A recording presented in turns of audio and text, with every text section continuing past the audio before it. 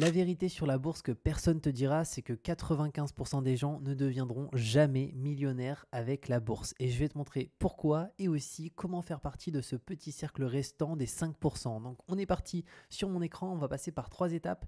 Les raisons pour lesquelles 95% des personnes vont échouer dans cette course vers le million. Ensuite, ce qui différencie les 5% qui réussissent et comment toi tu peux faire partie des 5% à travers différentes étapes que je vais te partager. Alors premièrement, les raisons pour lesquelles 95% des gens échouent. La première des raisons, c'est qu'ils n'ont pas de plan clair. Donc beaucoup investissent sans stratégie définie. Pas d'objectif financier, pas de vision non plus long terme. Donc ils achètent et ils vendent au feeling des actions souvent influencées par leurs émotions ou la hausse, voire les baisses qui concernent certaines actions. Et c'est certainement la pire chose à faire, c'est de se dire bon tel titre est en train de monter, je pense qu'il faut acheter, tel titre est en train de baisser, je pense que du coup il faut aussi acheter ou vendre. Finalement, il n'y a rien qui est clair, il n'y a pas d'objectif à long terme, il n'y a pas de vision et il n'y a pas de stratégie. Ensuite, en deuxième élément, c'est qu'ils pensent trop à court terme. Ils veulent des gains immédiats, ce qui les pousse à acheter et vendre sans arrêt. Et cette impatience, ça pousse la majorité des investisseurs à court terme à faire de lourdes erreurs. Et le marché boursier, il récompense la patience. Si on prend l'exemple d'un investissement dans un indice SP500 en 1980, un investissement de 10 000 euros, ça serait devenu plus d'1 million d'euros aujourd'hui grâce à la capitalisation. Mais combien de personnes auraient tenu 40 ans? Sérieusement, combien de personnes ont acheté 10 000 euros des S&P 500 en 1980 et n'y ont pas touché pendant 40 ans? Très très peu. Et la réalité, c'est que les personnes qui finissent avec les fortunes les plus importantes avec la bourse, ce sont les personnes qui ne vendent pas. Plus on va avoir tendance à faire des achats, des ventes, des arbitrages, etc. Et plus on risque de faire des erreurs directement. Donc ça, c'est la deuxième raison. Maintenant, la troisième raison, qui est vraiment aussi importante, c'est que beaucoup d'investisseurs, souvent débutants, vont paniquer face aux baisses de marché. Donc la peur de perdre leur argent les amène à vendre au pire moment. Ils n'ont pas compris que les corrections sont normales et nécessaires pour profiter de la hausse à long terme. Et donc souvent, dès que ça va perdre 10%, 20%, où ils vont voir des vidéos YouTube disant c'est le crash, c'est fini, vendez tout, etc. Ils vont paniquer alors qu'en réalité, si on a une vision qui est vraiment long terme, on sait qu'on investit pour 30 ans. Si ça baisse, c'est une super nouvelle, on va pouvoir racheter. Si ça monte, notre patrimoine il continue de monter. Donc dans les deux cas, on est vraiment content. Maintenant, le quatrième élément, c'est qu'ils suivent les mauvaises personnes. C'est que finalement, on est tous influencés par les personnes qu'on suit. Et donc, on va être influencé, ça peut être par des gourous donc qui promettent des gains rapides, que ce soit via du trading, via de l'effet de levier, via aussi des stratégies miracles où tiens, t'investis tant là-dessus et ça va te permettre d'arriver à temps. Et la réalité, c'est qu'il n'y a rien de magique. Ça serait si aujourd'hui on avait des robots de trading qui fonctionneraient, etc. On n'aurait pas quelqu'un sur Telegram qui nous dirait rejoins mon groupe Telegram et je vais mettre ton argent sur mon robot de trading. Non, cette personne aurait un fonds, mettrait tous ses fonds dessus et ferait fortune de cette manière. Donc il faut vraiment faire très attention aux personnes qu'on va tendance à suivre et aussi c'est un message qui est de plus en plus répandu, c'est deviens riche rapidement sans rien faire et t'inquiète, ça va très très bien se passer. La réalité c'est que souvent ça pue quand la promesse elle est trop alléchante directement et que c'est sans effort, sans risque, sans aucun capital, etc. Maintenant, en cinquième point, c'est qu'ils ne forment pas leur mindset. C'est qu'il y a aussi un manque de discipline, de patience et de résilience. Donc, ils veulent des résultats immédiats, ce qui va à l'encontre des principes fondamentaux de l'investissement. C'est que l'investissement, si on veut être quasiment sûr, et encore une fois, rien n'est sûr, de limiter les risques, de perdre le moins d'argent et donc de gagner de l'argent, il faut vraiment être sur le long terme parce que sur le très court terme, c'est improbable. C'est un peu, pour le coup, une pièce, c'est pile ou face. C'est très très compliqué de savoir où va le marché sur du court terme. Donc, si pour le coup, on n'a pas un mindset avec vraiment, pour le coup, une discipline, de la patience et de la résilience, on va faire, encore une fois, énormément d'erreurs. Maintenant, on va voir ce qui différencie les 5% qui réussissent. Et finalement, c'est une minorité. Peut-être que c'est certains d'entre vous qui regardent cette vidéo, mais il y a très certainement une grande partie qui fait plus partie des 95%. Donc, le premier des éléments, c'est qu'ils ont une stratégie long terme, les personnes qui font partie des 5%. Donc ils investissent régulièrement en DCA, que ce soit avec des ETF ou avec une stratégie, pourquoi pas action. Ils vont se fixer des objectifs clairs et réalistes, et ça c'est important. Exemple, atteindre 1 million d'euros en 25 ans avec un rendement moyen de 7%, et après ils définissent concrètement combien ils doivent investir, mais rien n'est fait au doigt mouillé. Les estimations de ce qu'on souhaite faire, on sait qu'on va devoir fournir des efforts, on va devoir épargner, on va devoir réduire certaines dépenses, des fois se priver sur quelques éléments pour pouvoir investir massivement. On sait qu'il y a des concessions, rien n'arrive par hasard, rien n'est miracle.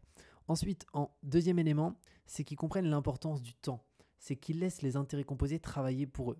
Anecdote, Warren Buffett, il a accumulé 90% de sa richesse après ses 50 ans grâce au temps. Donc quand on a 25 ans, 30 ans et qu'on souhaite devenir millionnaire en 20 ans, concrètement, il faut savoir que ça va être surtout bien après ces 20 ans que ça va vraiment augmenter drastiquement au niveau de notre patrimoine. Donc il faut encore une fois avoir une vision qui est long terme. On va vivre pour beaucoup et je nous le souhaite tous très longtemps. Et donc il faut vraiment se dire que ok, le temps est notre allié, il est extrêmement important. Je ne suis pas là pour faire un coup et essayer de faire x5 sur mon investissement très risqué. Non, non, j'investis sur le long terme et je profite vraiment de l'évolution du temps sur mes investissements. En troisième élément, ils apprennent à gérer leurs émotions. Et ça, c'est hyper important. Donc une discipline pour ne pas vendre dans les moments de panique.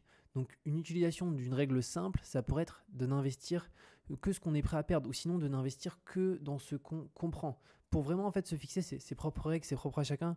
Mais si, imaginons, vous paniquez, c'est qu'il y a très forte raison qu'en fait vous investissez dans un actif dans lequel vous n'avez pas 100% confiance. Et c'est un gros problème, c'est-à-dire que à la moindre news, au moindre problème qu'il peut y avoir, vous allez vous dire, en fait, ouais, c'est vrai que déjà j'ai pas très confiance, il faut que je vende, c'est vrai que j'y crois pas à cet actif. Tandis que si vous investissez exclusivement dans des choses où vous avez des convictions qui sont extrêmement fortes, en fait, peu importe ce qui se passe, c'est-à-dire que c'est, imaginez-vous, vous avez vraiment une confiance extrême dans quelque chose, vous avez beau avoir 10 personnes autour de vous ou votre famille qui va vous dire bah non, moi je trouve que c'est nul pour telle et telle raison. Et en fait, vous allez limite pas porter attention parce que vous savez que cette personne, très souvent, n'y comprend rien, n'a aucun argument, etc.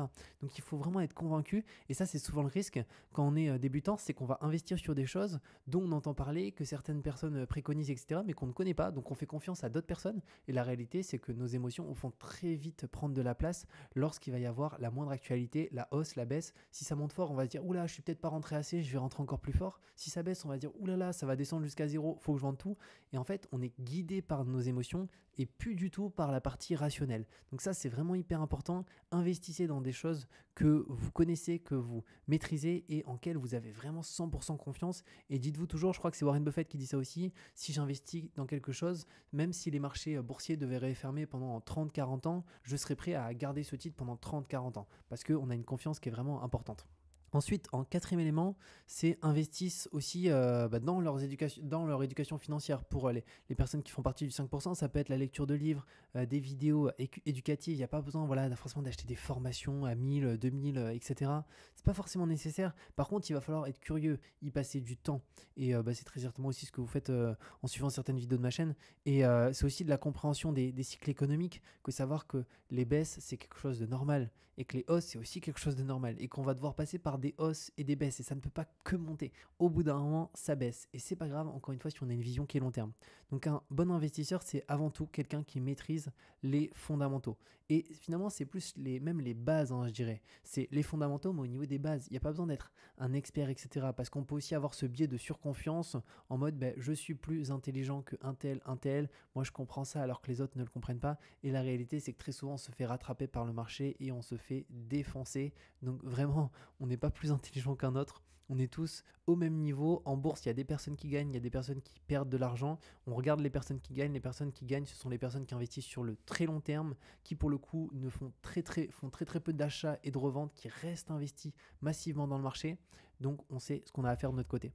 Maintenant, en cinquième élément, c'est qu'ils ne cherchent pas à timer le marché. C'est qu'il y en a beaucoup et énormément qui essaient de prédire le moment idéal pour acheter et vendre, mais c'est quasiment impossible. Et ces tentatives, ça mène à des erreurs comme acheter après une hausse ou vendre par peur lors d'une baisse. Et je sais que j'ai souvent des commentaires là-dessus en mode est-ce que tu penses que c'est le bon moment pour acheter ça, vendre ça, etc. Et en fait, cette personne qui pose cette question, je pense qu'elle débute, mais le gros problème, c'est qu'en fait, là, elle est en train de faire une grosse bêtise. Si elle se pose cette question, est-ce que c'est le bon moment? C'est très certainement pour son cas, en fait, c'est qu'elle n'a pas de stratégie claire, elle ne sait pas dans quoi elle investit. Si tu sais précisément que tu investis dans quelque chose d'hyper solide, il n'y a pas de bon moment ou de mauvais moment. Si on sait qu'on investit dans la meilleure chose possible, c'est toujours le bon moment. Et ça, c'est vraiment important. Donc plutôt que de chercher à timer le marché, adopter une stratégie simple en DCA permet, peu importe les fluctuations du marché, de réduire la volatilité et aussi vous protège des émotions ici. C'est-à-dire que si on investit en DCA, donc tous les mois, toutes les semaines, peu importe, on va réduire un petit peu cette volatilité parce que le marché bouge continuellement et ça peut des fois faire un petit peu peur, surtout quand on n'a jamais vu des baisses encore importantes. Je pense aux personnes qui sont dans le marché depuis maintenant 1 an, 2 ans. Il n'y a pas eu de grosses baisses. On a eu la grosse baisse de 2020 et pour le coup, baisse de 2020, faut quand même s'accrocher. Quand le marché il se prend à moins 35, à moins 40, ça fait bizarre. Et donc ça, c'est vraiment un élément à prendre en considération, c'est que si on lisse en DCA, on ne voit pas moins 40 en fait sur son portefeuille. On voit juste une baisse qui est beaucoup moins importante parce qu'en fait, on lisse constamment nos points d'entrée. Rappelez-vous cette phrase aussi de Warren Buffett, donc le marché est un dispositif de transfert d'argent des impatients vers les patients. Donc concrètement, les personnes qui perdent de l'argent sont en train de donner de l'argent à des personnes patientes en revendant leurs titres beaucoup moins cher. Maintenant, comment toi tu peux faire partie des 5%? On va voir qu'il y a 4 étapes principalement et j'essaye vraiment d'appliquer dans mon cas à 100% ces 4 étapes continuellement et de jamais y déroger parce que quand je regarde les personnes qui arrivent vraiment à se créer un patrimoine comme ici en bourse d'1 million de patrimoine, voire beaucoup plus, et j'en vois à Maurice qui ont des très gros patrimoines boursiers, clairement ces 4 règles-là, ils les respectent tout le temps en fait. Ils font jamais exception et jamais impasse là-dessus. Le premier des éléments, c'est de se fixer un objectif qui est financier, qui doit être très clair. Donc imaginons je veux atteindre 1 million en 20 ans en investissant un montant par mois, donc là qui est à définir en fonction de sa capacité d'épargne. Ce qu'il ne faut pas oublier, c'est qu'il va falloir épargner énormément. Rien n'est simple, rien n'est facile. Les personnes qui nous disent vous allez devenir riche en investissant 50 € par mois, oui, peut-être sur 60 ans, 70 ans. Mais si vous avez 20 ans, ce n'est pas à 90 ans que vous avez envie de profiter. Donc pour le coup, il faudra investir beaucoup, beaucoup plus. Et avec un rendement annuel moyen de X%. Alors, ce qui est intéressant ici, c'est qu'en fait, il y a un élément qu'on contrôle très peu, ça va être le rendement. Finalement, l'objectif ici, c'est un montant qu'on définit. Encore une fois, il faut que ça soit plutôt quelque chose d'ambitieux, mais que ça soit réaliste. Pour définir si c'est réaliste, c'est est-ce que quelqu'un dans à peu près une même situation que la nôtre a atteint cet objectif. Si c'est le cas, c'est 100% réaliste et vous pouvez même le monter encore un petit peu. Ensuite, la période. La période, on va essayer de mettre la période la plus longue possible. Pourquoi? Parce qu'on sait qu'à 20 ans, c'est du long terme. Et 25 ans aussi, c'est du long terme. Alors, effectivement, si on a 40, si on part sur 20 ans, on a 60 ans. Donc, c'est un petit peu tard. Mais il faut garder quand même une vision long terme sur ces investissements. C'est hyper important. L'investissement, ça, on va pouvoir le contrôler par contre. Et ici, l'objectif, c'est d'avoir le X le plus important possible. Donc, pour certains, ça sera 50. Pour d'autres, ça sera 100 €. Pour d'autres, ça sera 500 €. Pour d'autres, ça sera 1000 €. Peu importe, mais il faut chercher le X le plus élevé. Et ensuite, le rendement annuel moyen, il n'y a pas trop de contrôle là-dessus. Donc là, on peut partir sur des rendements historiques pour se donner une base. On ne sait pas si ça sera les mêmes rendements dans le futur, mais c'est des rendements qui ont été présents au cours des 100 dernières années. Je sais que sur la bourse américaine, il me semble qu'on est à 8,6% ou 9,6%. Donc à voir ce que ça donnera. Mais en tout cas, on se base sur un historique qui est assez long. Ensuite, un outil que je vous recommande pour suivre ici ton patrimoine et son évolution par rapport à ton objectif. Parce que pour moi, tout ce qu'on ne mesure pas ne s'améliore pas. C'est pour ça que c'est hyper important de mesurer à la fois son patrimoine et aussi son budget.